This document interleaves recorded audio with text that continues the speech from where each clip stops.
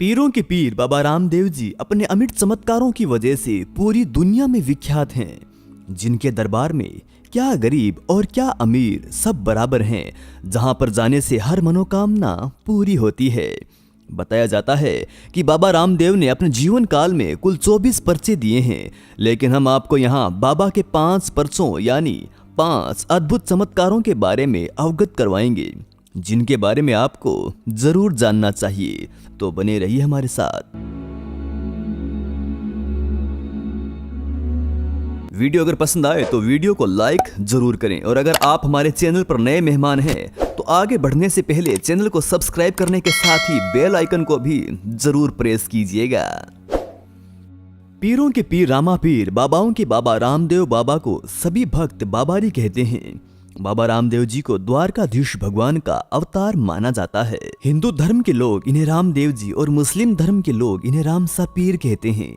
मध्यकाल में जब अरब, तुर्क और ईरान के मुस्लिम शासकों द्वारा भारत में हिंदुओं पर अत्याचार करके उनका धर्मांतरण किया जा रहा था, तो उस काल में हिंदू मुस्लिम एकता के लिए सैकड़ों चमत्कारिक सिद्ध संतों और सूफी साधुओं का जन्म हुआ। उन्हीं में से एक हैं रामा पीर। सबसे ज्यादा चमत्कारिक और सिद्ध पुरुषों में इनकी गणना की जाती है।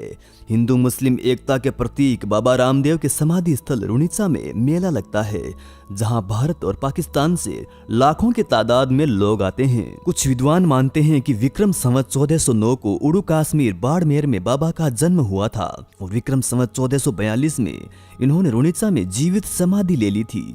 पिता का नाम अजमलजी तंवर, माता का नाम मेणा दे, पत्नी का नाम नेतल दे, गुरु का नाम बालीनाथ और घोड़े का नाम लाली था। बाबा रामदेव ने छुआछूत के खिलाफ कार्य करके दलित हिंदुओं का पक्ष ही नहीं लिया, बल्कि इन्होंने हिंदू मुस्लिमों के बीच एकता और भाईचारे को बढ़ाकर शांति से रहने की शिक्षा भी दी। बाबा रामदेव जी पोकरण के शासक भी रहे, लेकिन इन्होंने राजा बनकर नहीं, अपितु जन सेवक बनकर गरीबों, दलितों, असाध्य रोगग्रस्त रोगियों वे जरूरतमंदों की सेवा भी की। बाबा रामदेव जी जन्म से ही क्षत्रिय थे, लेकिन इन्होंने डालीबाई नामक एक दलित कन्या को अपने घर में बहन बेटी की तरह रखकर पालन पोषण करके समाज को यह संदेश दिया कि कोई छोटा या बड़ा नहीं होता। रामदेव बाबा को डालीबाई एक पेड़ के नीचे मिली थी। ये पेड़ मंदिर से 3 किलोमीटर दूर हाईवे के पास बताया गया है। बाबा रामदेव जी का पहला चमत्कार। भैरव नाम के एक असुर ने पोकरण में आतंक मचा रखा था। प्रसिद्ध इतिहासकार मोहनता नैन्सी के मारवाड़ा परगनारी विगत नामक ग्रंथ में इस घटना का उल्लेख मिलता है। भैरव असुर का आतंक पोकरण क्षेत्र में 36 कोस तक फैला हुआ था। यह राक्षस मानव की गंध सूंघ कर उसका वध कर देता था। यह असुर केवल बाबा के गुरु बालीनाथ जी के तप से ही डरता था, किंतु फिर भी इसने इस क्षेत्र को जीव रहित कर दिया था। अंत में बाबा रामदेव जी बालीनाथ जी के धूणे में गुदड़ी में छिपकर बैठ गए। जब भैरव राक्षस आया और उसने गुदड़ी खींची, तब अवतारी रामदेव जी को देखने के बाद वो अपनी पीठ दिखाकर भागने लगा और कैलाश टेकरी के पास गुफा में जा घुसा। वहीं रामदेव जी ने घोड़े पर बैठकर उसका वध कर दिया था। हालांकि कुछ लोग मानते हैं कि उसने हार मानकर आत्मसमर्पण कर दिया था। बाद में बाबा की आज्ञा अनुसार वो मारवाड़ छोड़कर चला गया था। बाबा का दूसरा पर्चा। कहते हैं कि चमत्कार होने से लोग गांव-गांव से रुणीचा आने लगे थे। ये बात रुणीचा और आसपास के गांव के मौलवियों को नहीं भाई। उन्हें लगा कि इस्लाम खतरे में है, तो उन्होंने बाबा को नीचा दिखाने के लिए कई प्रयास किए। जब उन पीरों और मौलवियों के प्रयास असफल हुए, तब उन्होंने ये बात मक्का के मौलवियों और पीरों से कही। उन्होंने कहा कि भारत में एक ऐसा पीर पैदा हो गया है जो अंधों की आंखें ठीक कर देता है, लंगड़ों को चलना सिखा देता है, और यहाँ तक कि वे मरों को जिंदा भी कर देता है। मक्का के मौलवियों ने इस पर विचार किया और फिर उन्होंने अपने पूज्य चमत्कारिक 5 पीरों को जब बाबा की ख्याति और उनके अलौकिक चमत्कार के बारे में बताया, तो वे 5 पीर भी बाबा की शक्ति को परखने के लिए उत्सुक हो गए थे। जिसके बाद वे 5 पीर मक्का से चलकर रुणीचा आ पहुंचे। बीच रास्ते में ही बाबा रामदेव जी से उनकी मुलाकात हुई। 5 पीरों ने रामदेव जी से पूछा कि हे भाई, रुणीचा यहाँ से कितनी दूर है? तब रामदेव जी ने कहा कि ये जो गांव सामने दिखाई दे रहा है वही तो रुणीचा है। क्या मैं आपके रुणिचा आने का कारण पूछ सकता हूँ? तब उन 500 पीरों में से एक पीर बोला कि हमें यहाँ रामदेव जी से मिलना है, उनकी पीराई देखनी है। तब रामदेव जी बोले कि हे पीर जी, मैं ही रामदेव हूँ और आपके सामने खड़ा हूँ, कहिए मेरे योग्य क्या सेवा है। 500 पीर बाबा की बातें सुनने के बाद कुछ देर उनकी ओर देखते रहे, फिर हंसने लगे और सोचने लगे कि एक साधारण सा दिखाई देने वाला व्यक्ति कैसे एक पीर हो सकता है। रामदेव जी ने उनकी आवभगत की और अतिथि देवो भव की भावना से उन्हें भोजन के लिए आमंत्रित किया। बाबा के घर जब 500 पीरों के भोजन हेतु जाजम बिछाई गई, तकिए लगाए गए, पंखे लगाए गए और सेवा सत्कार के सभी सामान सजाए गए, तब भोजन पर बैठते ही एक पीर बोला कि अरे हम तो अपने खाने के कटोरे मक्का ही भूल आए हैं। हम तो अपने कटोरों में ही खाना खाते हैं, दूसरे के कटोरों में नहीं। ये हमारा प्रण है, अब हम क्या कर सकते हैं? आप यदि मक्का से वे कटोरे मंगवा सकते हैं तो मंगवा दीजिए, वरना हम आपके यहाँ भोजन नहीं कर सकते। तब बाबा रामदेव जी ने उन्हें विनय पूर्वक कहा कि उनका भी प्रण है कि घर आए मेहमान को बिना भोजन कराए नहीं जाने देते। यदि आप अपने कटोरों में ही खाना चाहते हैं तो ऐसा ही होगा। इसके साथ ही बाबा ने अलौकिक चमत्कार दिखाया और जिस पीर का जो कटोरा था उसके सम्मुख रखा गया। बाबा जी के इस चमत्कार को देखने के बाद सारे पीर सकते में आ गए थे। जब पीरों ने 500 कटोरे मक्का वाले देखे तो उन्हें अचंबा हुआ और मन में सोचने लगे कि मक्का कितना दूर है, ये कटोरे तो हम मक्का में छोड़ कर आए थे, ये कटोरे यहाँ कैसे आ गए?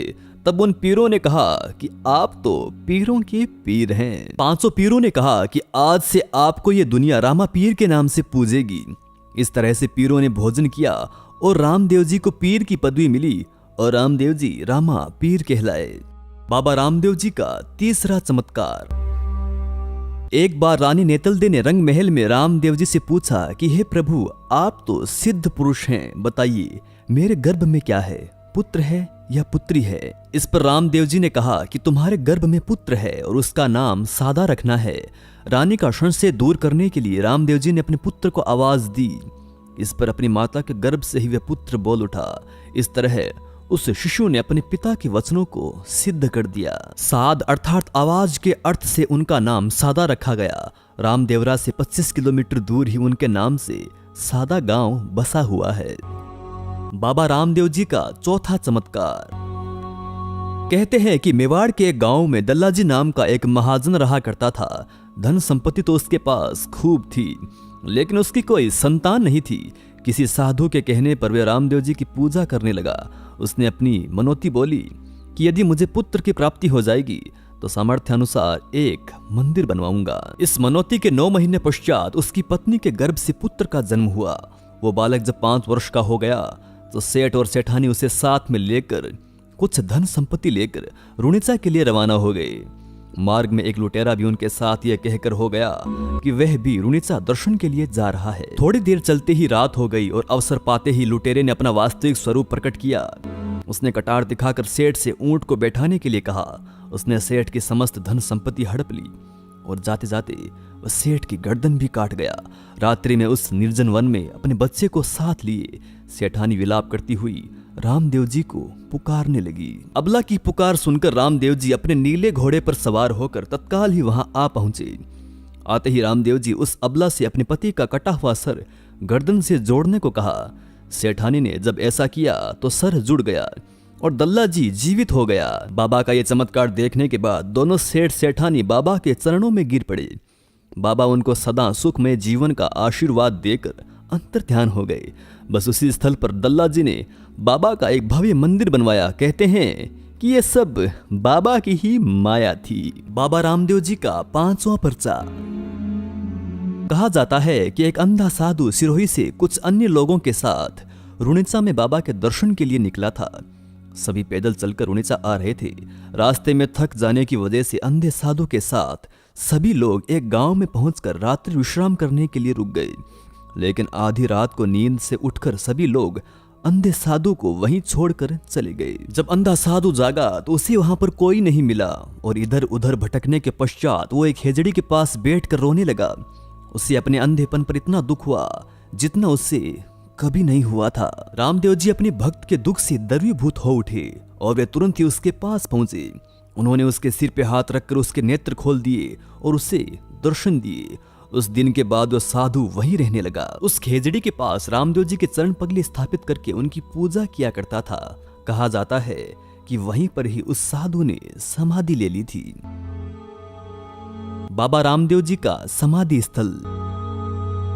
रुणिचा में बाबा ने जिस स्थान पर समाधि ली थी उस स्थान पर बीकानेर के राजा गंगा सिंह जी ने भव्य मंदिर का निर्माण करवाया। इस मंदिर में बाबा की समाधि के अलावा इनके परिवार वालों की समाधियां भी स्थित हैं। मंदिर परिसर में बाबा की मुंह बोली बहन डालीबाई की समाधि, डालीबाई का कंगन एवं राम झरोखा भी मौजूद है। बाबा ने यहाँ जिंदा ही समाधि ले ली थी। संवत 1442 को रामदेव जी ने अपने हाथ से श्रीफल लेकर सब बड़े बूढ़ों को प्रणाम किया तथा सबने पत्र पुष्प चढ़ाकर रामदेव जी का हार्दिक तन मन व श्रद्धा से अंतिम पूजन किया। बाबा रामदेव जी ने समाधि में खड़े होकर सबके प्रति अपना अंतिम उपदेश देते हुए कहा कि प्रति माह के शुक्ल पक्ष की दूज को पूजा पाठ, भजन कीर्तन करके पर्वोत्सव मनाना, रात्रि जागरण करना, प्रतिवर्ष मेरे जन्मोत्सव के उपलक्ष्य में तथा अंतर्ध्यान समाधि होने की स्मृति में मेरे समाधि स्थल पर मेला लगेगा। मेरे समाधि पूजन में भ्रांति व भेदभाव मत रखना, मैं सदैव अपने भक्तों के साथ रहूंगा। इस प्रकार श्री रामदेव जी महाराज ने समाधि ले ली थी। जय हो द्वारकाधीश की, जय हो बाबा रामदेव जी महाराज की।